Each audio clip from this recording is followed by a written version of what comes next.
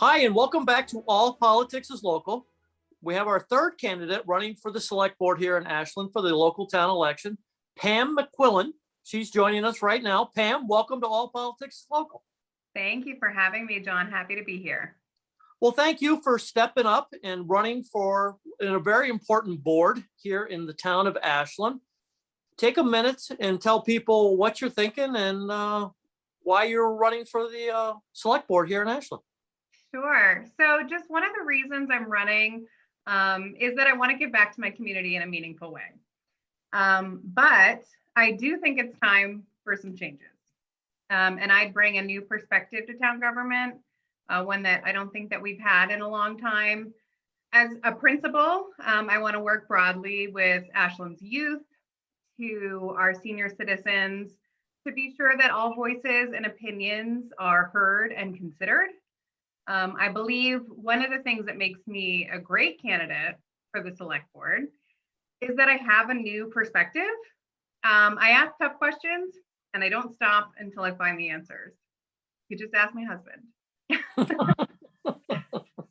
I'd like to see, moving into the select board, how we can work collaboratively together as a select board with other boards and committees to make improvements for the betterment of all residents. I'll close by saying that when serving the public good, I believe that elected officials have to walk the talk and back up their words with tangible actions. And I plan on holding leadership accountable for what it proposes and ensuring that in all decisions that I make and that I'm a part of with the select board, that the needs of Ashland residents always come first.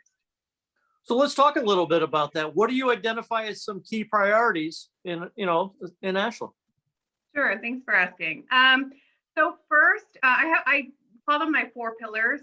They're things that I really want to hit the ground running with. The first one being balancing the budget. We've had a really tough year, especially, coming through the pandemic. Our budget was really greatly affected. We're thankful that we've received emergency funds from the state. But as we set our budget, we need to be conscious that these are one-time funds and we can't overextend ourselves. Sometimes cuts have to be made. That's not an easy decision, but to manage a budget, we need to live within our means, so to speak. I'll prioritize capital work like roads and sidewalks over budget increases. Second, another one of my big points that I'd love to hammer home for everybody is open communication. I don't think we have enough of it.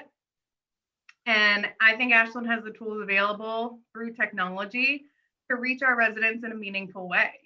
Communication is a two-way street.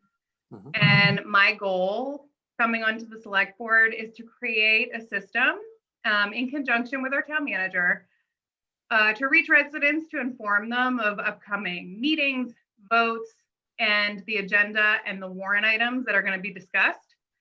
I honestly believe that a better informed community will lead to greater participation and better two-way communication between residents and our town leadership. So that was number 2. Number 3 is supporting our small businesses. Our select board is approving a new grant tomorrow at the select board meeting that's going to assist our small businesses in town with technology and marketing. And that's a start. But the pandemic hit our businesses really, really hard. I mean, as it did across the country. So in general, Ashland, I don't think that they should rest on the funds that are provided to us, but look to the future, drive consumers to our town, become a destination, not just a blip on the map. I think Hudson's a great example. They have a thriving downtown, but they still maintain that small town feel.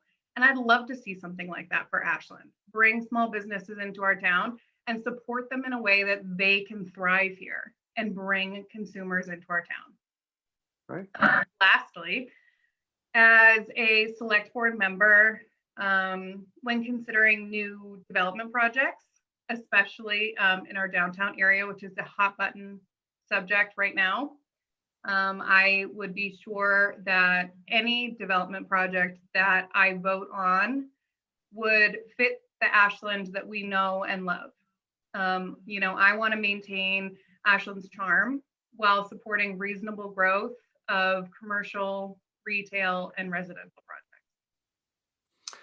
If you could accomplish one thing, if you're lucky enough to be elected to the select board in your 3-year term, what would be the one project you'd like to say you accomplished? I would make sure that we had a system in place for communication. Okay. Because I want to make sure that everybody is involved and everybody has their voice heard, because I think that's the most important part. That's what a democracy is all about.